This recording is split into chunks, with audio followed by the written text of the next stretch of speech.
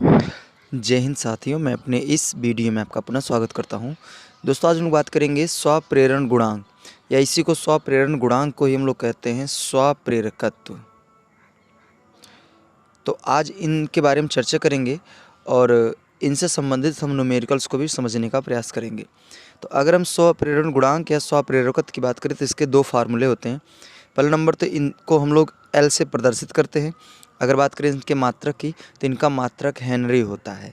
तो इनका एक फार्मूला होता है एल बराबर एन फाई अपॉन आई। एक फार्मूला तो ये होता है। एक दूसरा फार्मूला इनका होता है एल बराबर minus E upon delta i upon delta T. तो यहाँ से इसके दो फार्मूले होते हैं।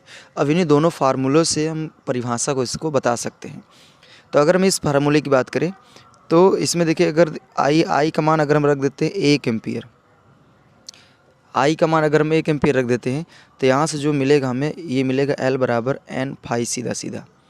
तो अगर इसकी परिभाषा की बात करें, एक परिभाषा की, तो हम कह सकते हैं यदि किसी कुंडली में 1 एम्पियर की धारा प्रवाहित की जाए तो उसमें से उत्पन्न होने वाला कुल फ्लक्स जो है वह स्वप्रेरण गुणांक के बराबर होगा। तो एक परिभाषा आप यहाँ से दे सकते हैं।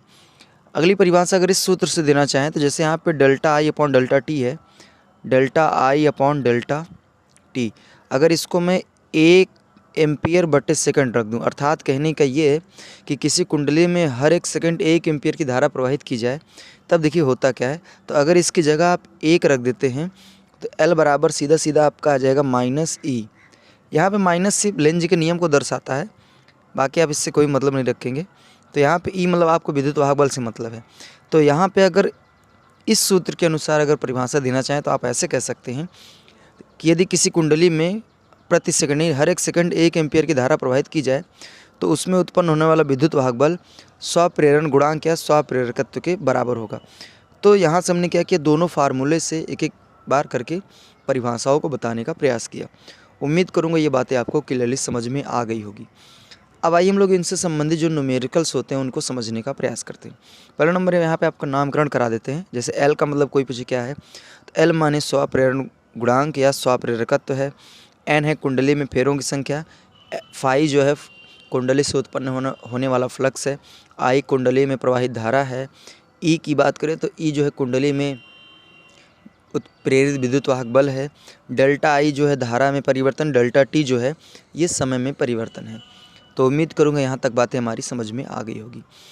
तो चलिए आइए प्रश्न से स्टार्ट करते हैं। इसमें कहा जा रहा है कि 500 फेरों वाली एक कुंडली में 2 यानी 2.5 एम्पियर की धारा, 2.5 एम्पियर की दिष्ट धारा प्रवाहित करने पर कुंडली से बद्ध चुंबकीय फ्लक्स जो है वो 1.4 × 10⁻⁴ वेबर है। तो कह रहा है कुंडली का प्रेरकत्व क्या होगा, यानी दरअसल आपसे कुंडली का स्वप्रेरकत्व पूछना चाहता है। तो यहाँ पे सवाल में खुद ही संकेत में फार्मूला दे दिया। अगर मान लीजिए फार्मूला नहीं दिया है फिर भी हमें पता है कि वो सूत्र यही दो होते हैं, ठीक है। तो यहाँ से अगर हम पहला नंबर बात करें फेरों की संख्या, तो एन का मान दिया है 500, और अगर बात करें करंट आई का मान तो ये दिया 2.5 एम्पियर, और अगर बात करें हम फ्लक्स का मान फाई का मान तो ये दिया 1.4 × 10⁻⁴ वेबर, ठीक है। ये हो जाएगा। अब इसी फार्मूले पर रख देना, तो यहाँ से फाइनली हो जाएगा एल बराबर एन की जगह 500। अच्छा, 500 को आप लिख सकते हैं 5 × 10⁻² इंटू फाई का मान हो जाएगा 1.4 × 10⁻⁻⁴ अपॉन आई का मान हो जाएगा 2.5। अब देखिए यहाँ पे 2.5 का मतलब 2.5 होता है। 2.5 का अगर पहाड़ा 2 बार पढ़ते हैं तब जाके 5 आता है, ठीक है। तो इसका ऐसे मल्टीप्लाई करेंगे तो एल बराबर हो जाएगा 2.8 10 के पावर देखिए 10 घाते माइनस प्लस का 2 माइनस का 4 तो हो जाएगा 10 के घाते माइनस का 2। और यहाँ पे हम प्रेरकत्व निकाल रहे हैं तो इसका मात्रक जो होता है वो हो जाएगा हेनरी। तो उम्मीद करूँगा ये प्रश्न आपको समझ में आया होगा। अब आइए हम लोग नेक्स्ट प्रश्न की ओर चलते हैं। इसमें कहा जा रहा है एक प्रेरकत्व कुंडली में 0.3 सेकंड में धारा शून्य से बढ़कर 6 एम्पियर हो जाती है, जिसमें 30 वोल्ट का प्रेरित विद्युत वाहक बल उत्पन्न होता है। तो कह रहा है कुंडली का स्वप्रेरण गुणांक की गणना करें। तो सीधा सीधा आपसे L का मान पूछना चाहता है और यहाँ पे डेल्टा टी का मान दिया हुआ 0.3 सेकेंड।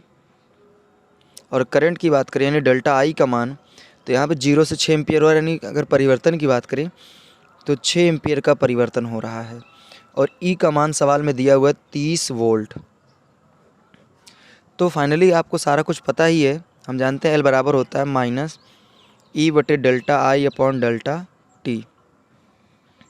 तो पहले यहाँ से आप अलग से delta i upon delta T को आप निकालिए। तो डेल्टा आई जो है धारा में परिवर्तन 6 एम्पियर बटे समय में परिवर्तन 0.3। तो दशमलव हटाएंगे तो यहाँ पे 0 आ जाएगा, ये हो जाएगा 60/3। इसको कैंसिल करेंगे तो यहाँ से आ जाएगा 20। तो delta i upon delta T जो है ये आ जाएगा 20 एम्पियर पर सेकेंड।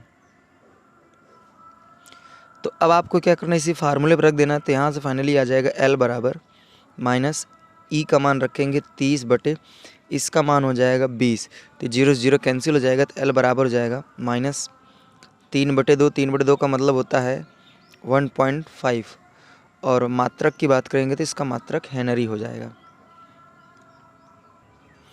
अगला जो नेक्स्ट प्रश्न है सेम ऐसा ही इसमें है। इसमें कह रहा है एक प्रेरकत्व कुंडली में 0.2 सेकंड में धारा 0 से बढ़कर 5 एम्पियर हो जाती है। तो कह रहा है जिससे 20 वोल्ट का प्रेरित विद्युत वाहक बल उत्पन्न होता है। तो कह रहा है कि कुंडली का स्वप्रेरण गुणांक बताए। तो एकदम सेम वैसा ही है, इसमें भी आपको L ही बताना है।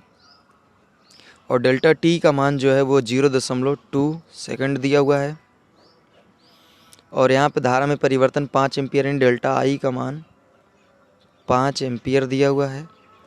और ई का मान जो दिया हुआ है, ई का मान दिया हुआ 20 वोल्ट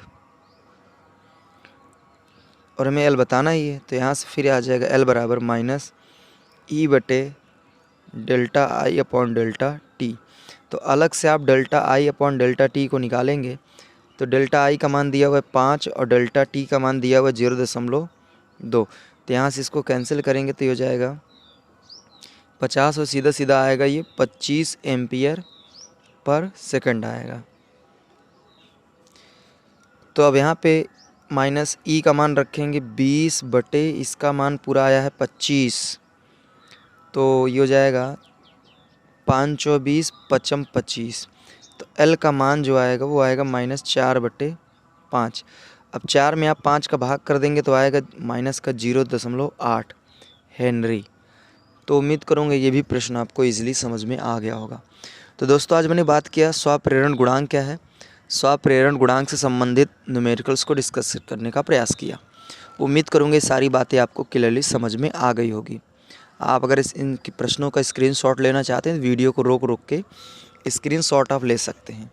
तो दोस्तों आप हमें इंस्टाग्राम और फेसबुक में भी फॉलो कर सकते हैं, लिंक जो हमने डिस्क्रिप्शन बॉक्स में दे रखा है वहाँ विजिट करके आप फॉलो कर सकते हैं। अब दोस्तों हमें दीजिए इजाज़त, इसी तरह मिलेंगे अगली वीडियो में। तब तक के लिए जय हिंद, वंदे मातरम।